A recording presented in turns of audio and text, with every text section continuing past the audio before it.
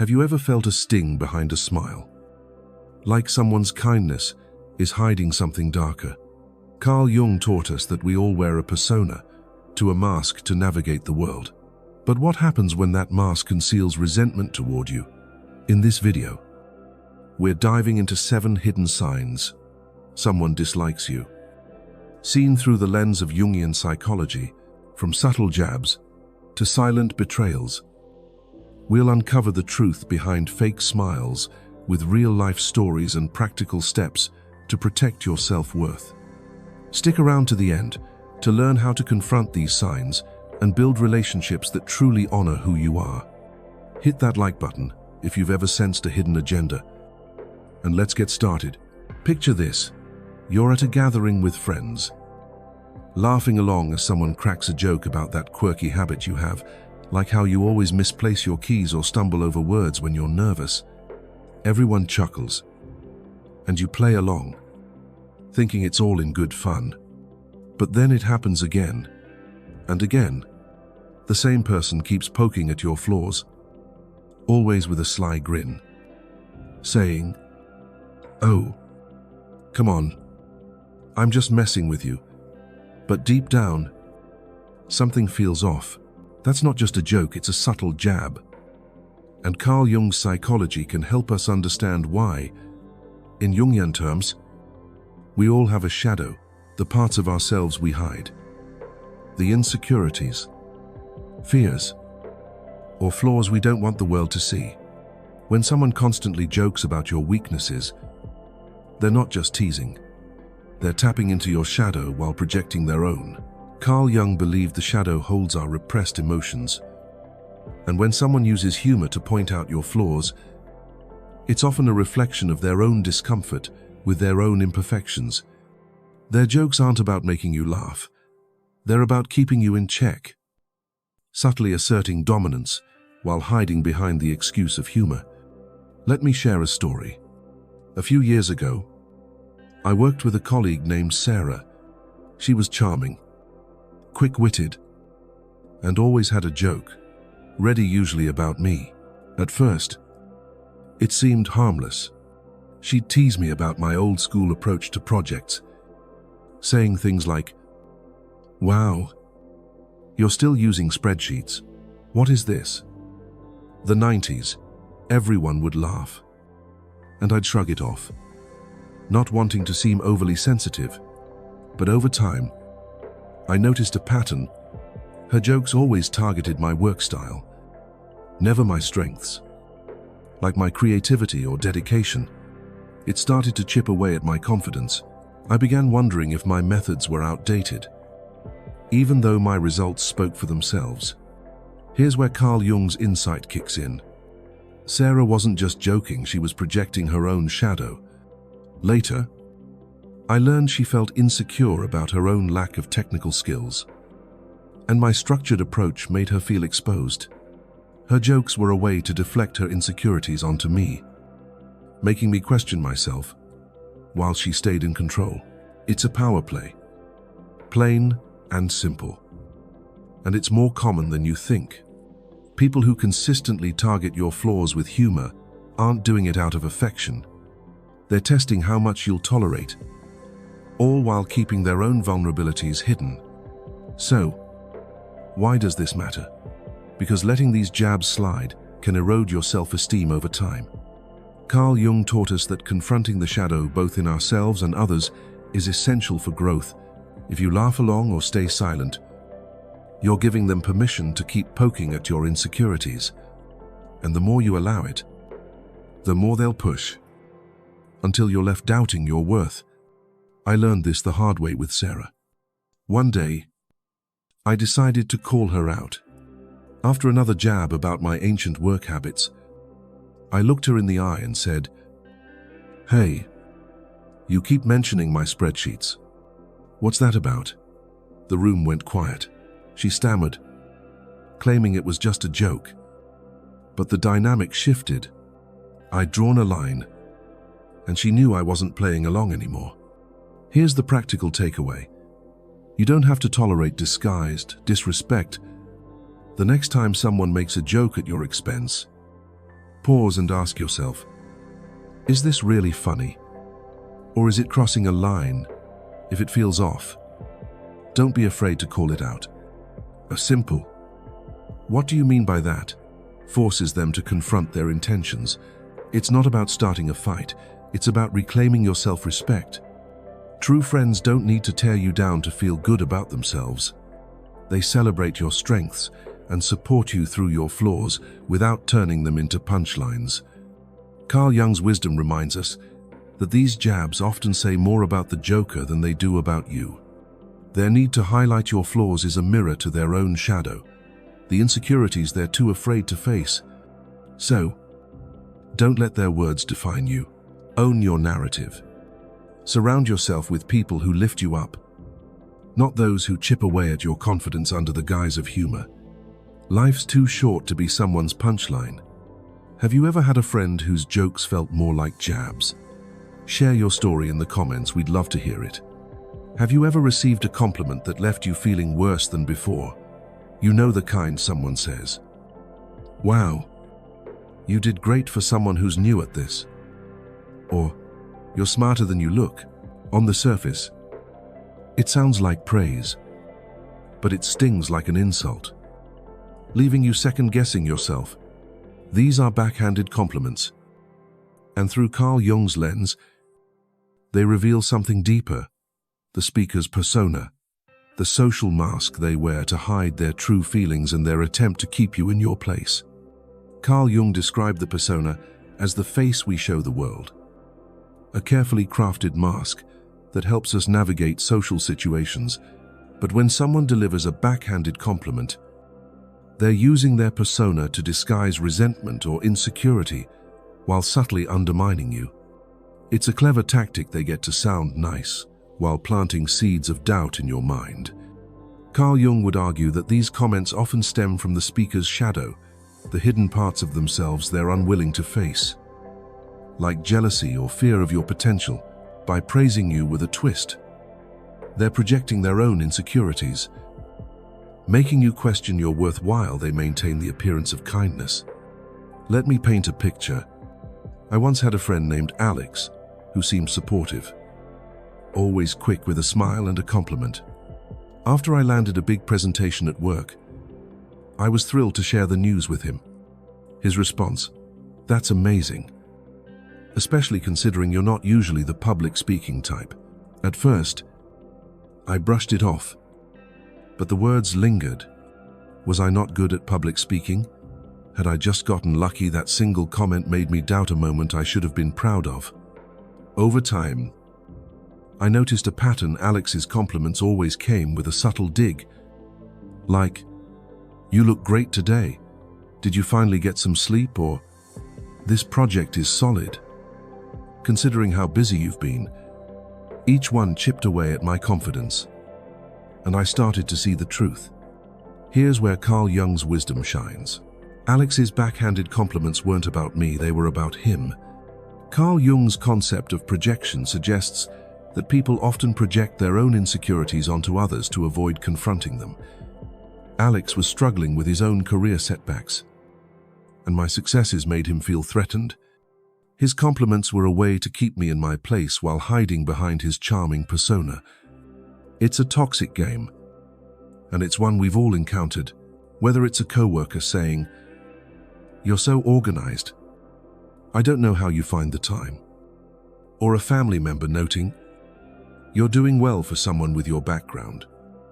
These comments are designed to make you doubt yourself, while the speaker avoids accountability.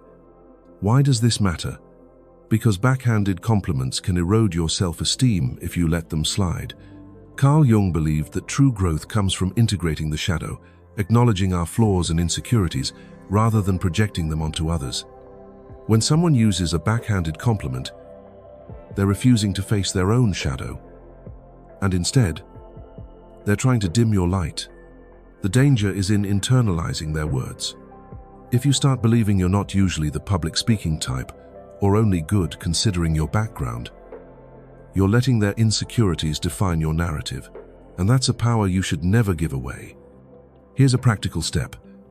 Don't let these comments pass unchallenged. The next time someone delivers a backhanded compliment, call it out calmly but firmly. Try saying, "Thanks, but what do you mean by that?" This simple question forces them to confront the hidden sting in their words. I tried this with Alex one day after he said, "You're so confident for someone who's so new to this." I responded, "I appreciate that. But why do you say, 'for someone who's new'?" He fumbled, laughed it off. But I could tell he was caught off guard. That moment shifted the dynamic. I was no longer playing along with his subtle put-downs. Carl Jung's insight teaches us that backhanded compliments are less about you and more about the speaker's struggle with their own shadow. Their need to undermine you reflects their fear of being outshined. So, don't let their words sink in. Own your strengths. Celebrate your wins. And surround yourself with people who lift you up without strings attached. True friends don't need to qualify their praise with a jab. They see your value and aren't afraid to say it outright. Have you ever gotten a compliment that felt more like a slap? Drop it in the comments below. We're all in this together. Imagine scrolling through your phone on a Saturday night, only to see photos of your friends laughing together at a dinner you weren't invited to. When you ask about it, they brush it off. "Oh, it was a last-minute thing." Or, "We thought you were busy." It stings, doesn't it? That sinking feeling of being left out isn't just a random slight. It's a deliberate act of exclusion. Often so subtle you question if it's all in your head. Through Carl Jung's lens, this behavior taps into something deeper, the collective unconscious, a shared psychological framework that drives our need to belong to a tribe. When someone excludes you, they're signaling you're not part of theirs. Carl Jung's concept of the collective unconscious suggests that humans are wired to seek connection with a group, rooted in archetypes that shape our social behaviors. Being included makes us feel safe, valued, like we're part of something bigger. But when someone subtly excludes you, leaving you out of plans, forgetting to invite you, or assuming you're unavailable, they're pushing you out of that tribal circle. It's not always blatant. It's often cloaked in excuses to avoid confrontation.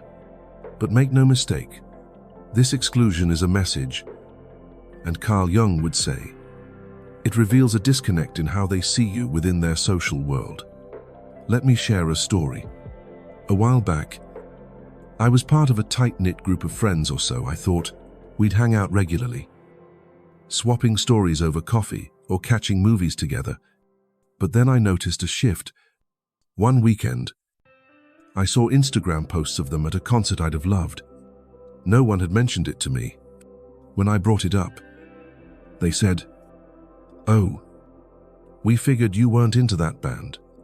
The excuse didn't add up. I'd talked about that band for weeks.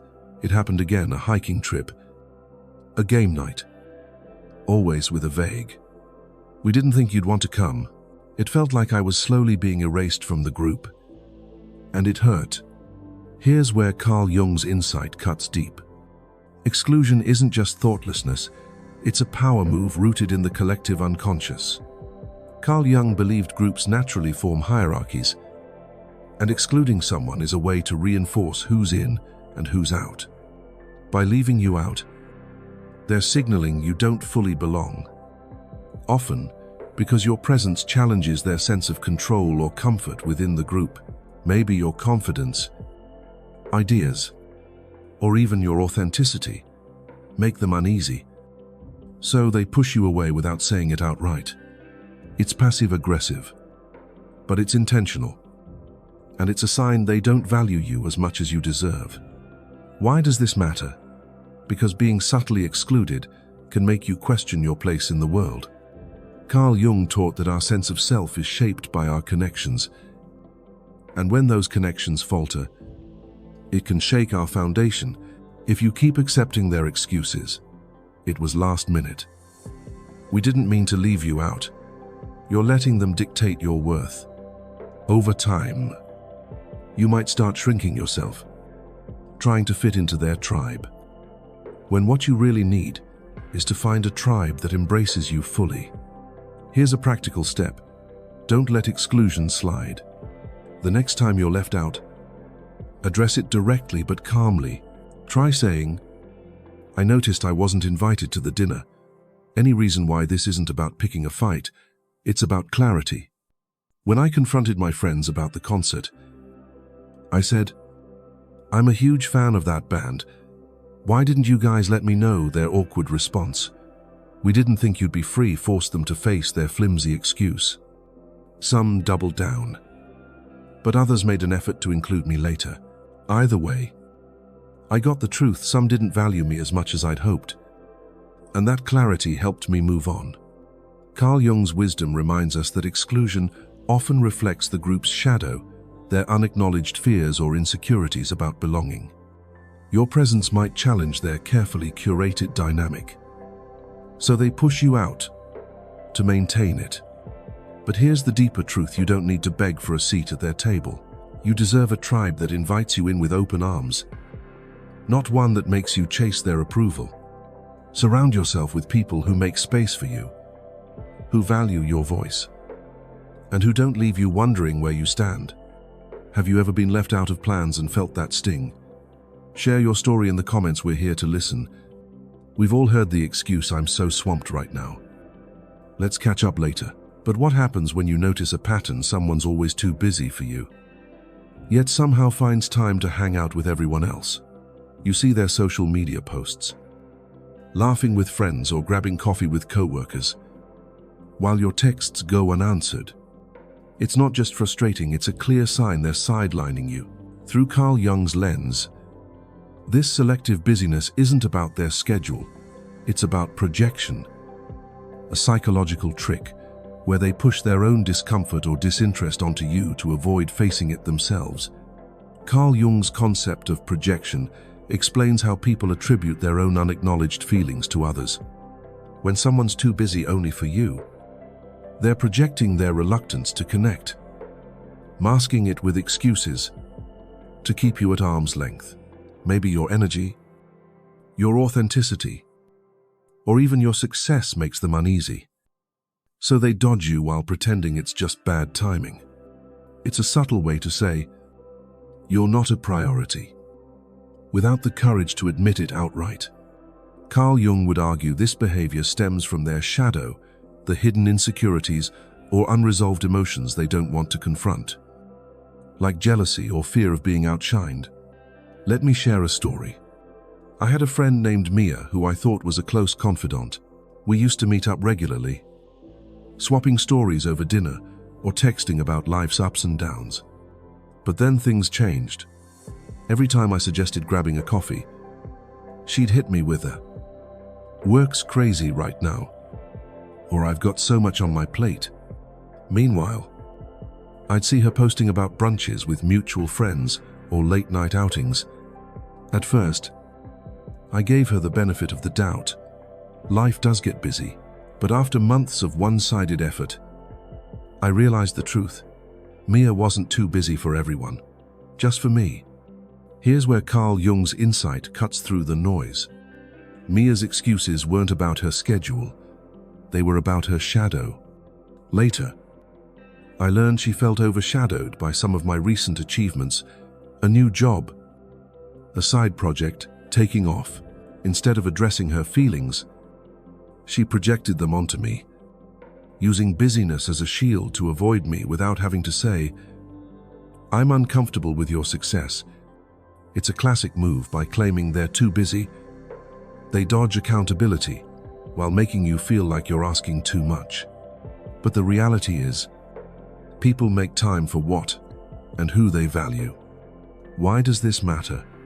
Because constantly being on the receiving end of "I'm busy" can make you question your worth. Carl Jung taught that our relationships shape our sense of self, and when someone consistently sidelines you, it can erode your confidence. You might start thinking, "Maybe I'm not worth their time," or "Maybe I'm being too needy." But here's the truth: you're not. If someone's always too busy for you but not for others, it's not about your value, it's about their priorities. Letting this pattern continue means you're settling for being an afterthought. And you deserve better. Here's a practical step. Stop chasing people who don't make time for you. The next time someone hits you with the too busy excuse, pay attention to their actions. Are they genuinely swamped? Or are they making time for everyone but you? If it's the latter, don't be afraid to address it. Try saying, "I've noticed you're super busy when I reach out, but you seem free for other plans. What's going on? I did this with Mia." After another, "I'm slammed" text, I responded, "I see you've been out with others a lot. Any reason we can't connect?" Her vague reply, "Oh, just bad timing," confirmed what I suspected. That conversation gave me the clarity to stop investing in a one-sided friendship. Carl Jung's wisdom reminds us that selective busyness often reflects the other person's shadow, their unacknowledged discomfort with you or themselves. You don't need to beg for their time or attention. Surround yourself with people who are excited to see you, who make space for you, because they genuinely value your presence. Your energy is precious, and it's worth saving for those who reciprocate it. Life's too short to chase after people who keep you on the back burner. Have you ever had someone always too busy for you? Drop your story in the comments, we're listening. Have you ever reached out for a handshake or a friendly hug, only to feel the other person pull back, as if you're carrying some invisible plague? It's a small moment, but it stings, leaving you wondering what you did wrong. This avoidance of physical contact isn't just a quirk, it's a powerful signal that someone's uncomfortable around you. And Carl Jung's psychology can help us understand why. Through the lens of Jungian thought, physical touch is more than a gesture. It's a bridge to connection, trust, and vulnerability. When someone consistently avoids it with you, they're building a wall. And it's often a sign they're hiding their true feelings. Carl Jung believed that human connection is rooted in our ability to share vulnerability, a concept tied to the shadow, the hidden parts of ourselves we don't want to reveal. Physical contact, whether a handshake, a pat on the back, or a warm embrace, is a universal language of trust and openness. When someone goes out of their way to avoid it, they're signaling a lack of comfort or connection with you. This isn't just about personal preferences. Some people are naturally less tactile, and that's okay. But when their avoidance is selective, warm with others, but cold with you, it's a red flag. Carl Jung would argue this behavior reflects their shadow, where feelings like discomfort, resentment, or even dislike are buried. And they're using distance to keep you at arm's length, literally and emotionally. Let me share a story that hit home for me. I once worked with a colleague named Ryan, someone I thought I clicked with. He was the life of the office, always high-fiving teammates or throwing an arm around someone's shoulder during a laugh. But with me, it was different. Every time I offered a handshake after a meeting or leaned in for a friendly pat during a team win, he'd step back, cross his arms, or suddenly find something to fiddle with. At first, I thought he was just shy around me, but I noticed he was all smiles and hugs with everyone else. It felt personal, and it gnawed at me. Was it something I said? Did I make him uncomfortable? Here's where Carl Jung's insight kicks in. Ryan's avoidance wasn't about physical touch alone. It was about what that touch represented. In Jungian psychology, physical closeness mirrors emotional closeness. By pulling away, Ryan was signaling a barrier, a refusal to let me into his emotional space. Later, I found out he felt competitive with me, viewing my contributions as a threat to his role in the team. His shadow, his unacknowledged insecurity was driving him to keep me at a distance. And avoiding physical contact was his way of maintaining that boundary without saying a word. It's a subtle but deliberate act, and it's more common than we think. People use physical distance to protect their ego, to avoid vulnerability, or to signal that you're not part of their inner circle. Why does this matter? Because these small rejections can add up, chipping away at your sense of belonging. Carl Jung taught that our connections shape our psyche. And when someone consistently avoids physical contact with you, it can make you feel like an outsider in your own relationships. You might start second-guessing yourself, wondering if you're too pushy or unlikable. But here's the truth. Their avoidance says more about their shadow than it does about you. If they're comfortable touching others, but recoil from you, it's not about your worth, it's about their discomfort with who you are, or what you represent. So, what can you do about it? First, observe their behavior. Is their avoidance selective? Or are they distant with everyone? If it's just you, it's time to address it. Try a gentle but direct approach. I've noticed you seem hesitant to shake hands or connect physically. Everything okay? This question invites clarity without confrontation. I tried this with Ryan one day, after he dodged another handshake. I said, "Hey, I've noticed you're not big on handshakes with me. Is there something up?" He laughed nervously, claiming he just wasn't a touchy person. But his discomfort was obvious. That conversation didn't fix everything, but it gave me the clarity to stop taking his actions personally and focus on relationships where I felt valued. Carl Jung's wisdom reminds us that physical touch is a window into emotional connection. When someone avoids it, they're often guarding their shadow-hiding feelings they don't want to face, like insecurity or resentment. You don't have to force closeness, but you also don't have to accept being pushed away. Surround yourself with people who meet you with open arms, who don't flinch at your presence, and who make you feel seen and valued. True connection doesn't shy away from a handshake or a hug, it embraces it naturally. Life's too short to chase relationships where you're kept at a distance. Physically or emotionally, have you ever felt someone pull back from your touch? Share your experience in the comments. We're all navigating this together. There's nothing quite like a crisis to show you who your true friends are. When life hits you hard, a breakup, a job loss, or a personal tragedy, you turn to the people you trust for support, even if it's just a text or a quick call.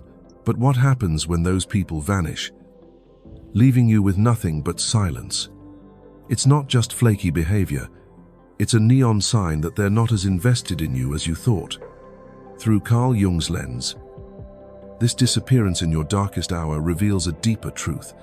They're avoiding not just your pain but their own shadow, the hidden parts of themselves they don't want to face.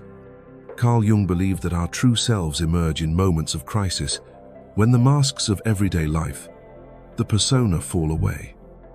We see who people really are.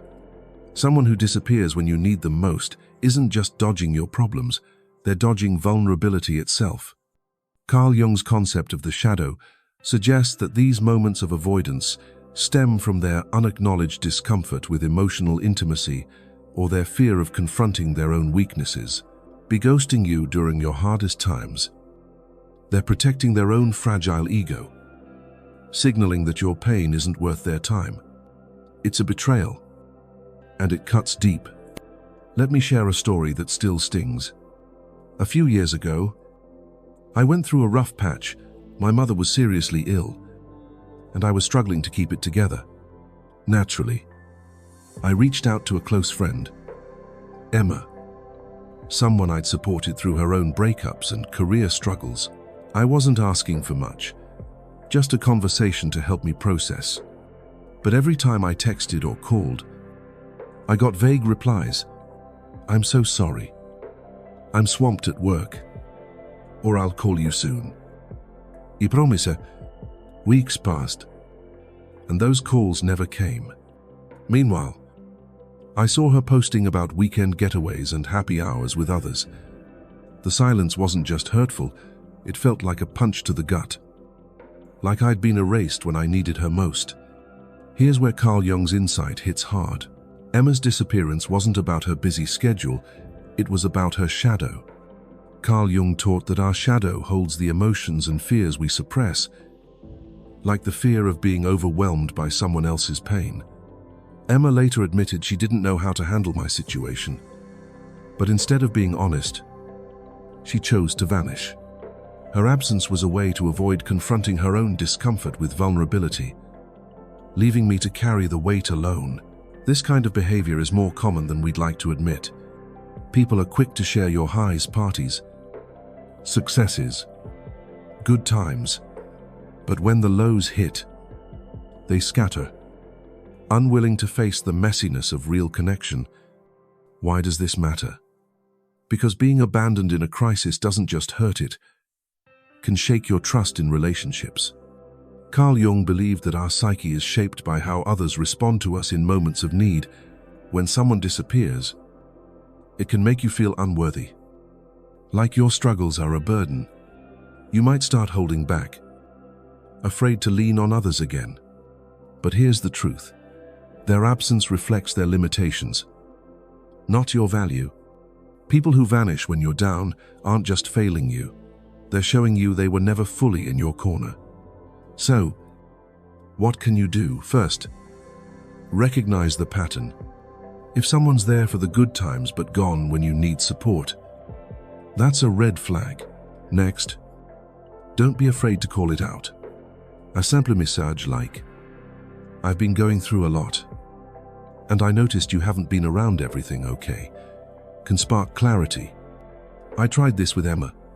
After weeks of silence, I sent her a text. "I've really needed a friend lately, but I haven't heard from you. What's going on?" Her response was vague, but it confirmed what I suspected. She wasn't willing to show up for me.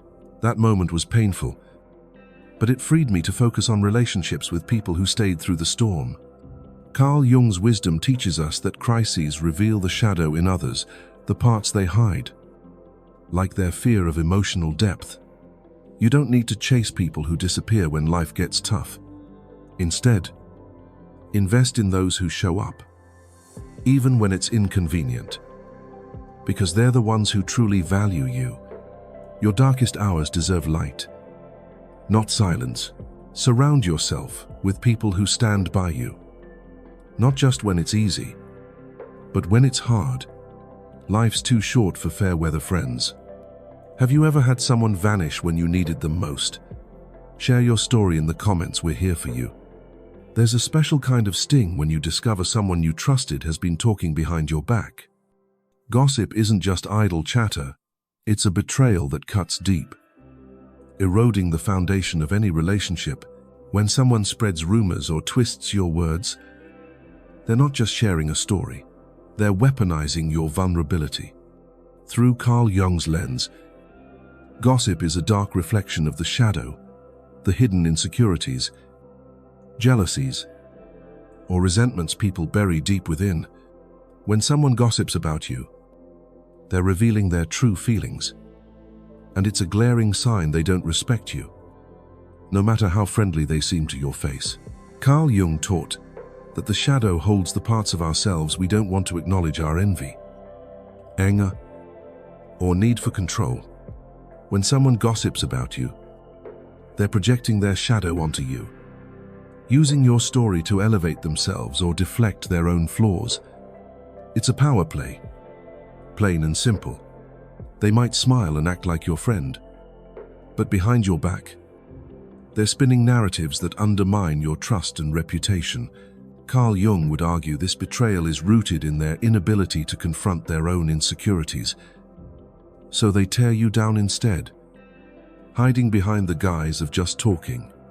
It's cowardly, manipulative, and a clear signal they don't value your relationship.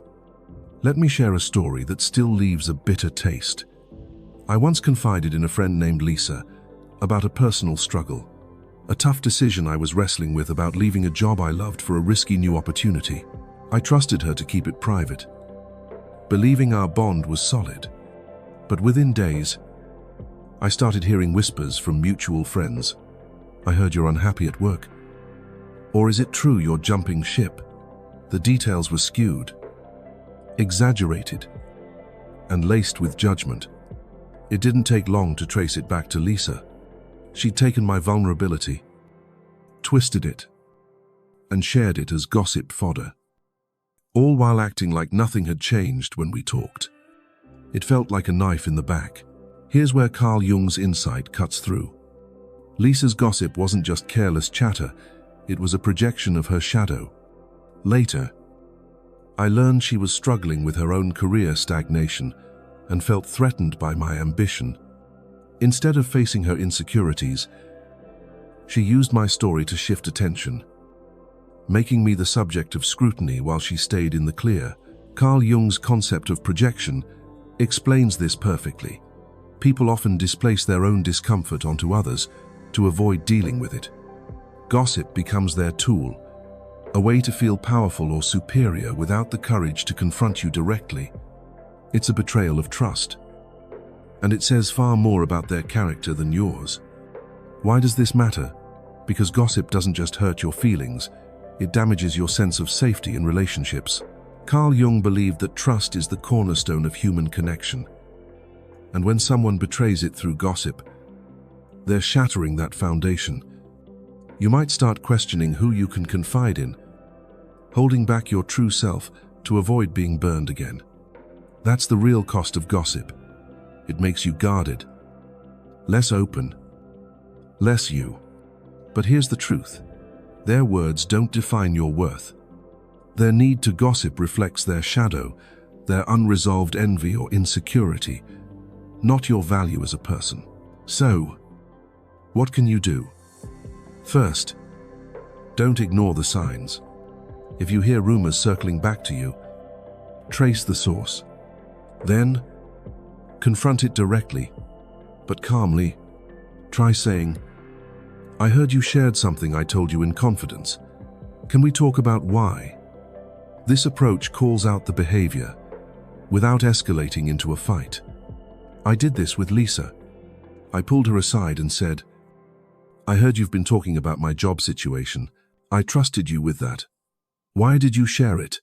She deflected, claiming it was no big deal. But her discomfort was clear. That conversation didn't save our friendship, but it gave me closure and the strength to protect my trust moving forward. Carl Jung's wisdom reminds us that gossip is a mirror of the gossiper's shadow, not a reflection of you. Their need to spread stories stems from their own fears, fear of being less than, fear of your light shining too bright. You don't have to let their betrayal dim that light. Surround yourself with people who honor your trust, who keep your confidences sacred, and who lift you up instead of tearing you down behind your back. True friends don't need to gossip to feel good about themselves. They celebrate your strengths and support you through your struggles. Life's too short to waste on those who betray your trust. Have you ever been stung by gossip from someone you trusted? Drop your story in the comments. We're here to listen. Discovering that someone dislikes you, hiding behind fake smiles or subtle jabs, can feel like a punch to the soul. But here's the gift in that pain.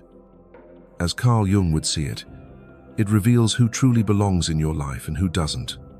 Carl Jung taught us that facing the shadow, both in ourselves and others, is the path to growth, to authenticity, to becoming our truest selves. Those who joke about your flaws, dodge your touch, or vanish in your darkest hour aren't just rejecting you, they're showing you their own unacknowledged fears and insecurities. And that's their burden, not yours. You deserve relationships that lift you up, that honor your worth, and that celebrate your light without trying to dim it. So, take this moment to reflect. Who in your life makes you feel seen, valued, and embraced? Hold them close. And for those who've shown their true colors through these hidden signs, let them go. Your energy is too precious to waste on people who don't see your value. Carl Jung's wisdom reminds us that true connection comes from authenticity, not masks. So, step into your power, embrace your truth, and build a tribe that reflects the best of who you are. If this video resonated with you, if you've ever felt the sting of a fake friend or a hidden agenda, we want to hear your story. Drop it in the comments below. Your experience could inspire someone else. Don't forget to hit that like button if you found these insights helpful. And share this video with someone who needs to spot these signs in their own life. Subscribe to Jung Psyche Hub and tap the bell so you never miss a video on unlocking your authentic self through Jungian wisdom. Let's keep growing together, because you're worth relationships that light up your soul, not ones that cast shadows. See you in the next video.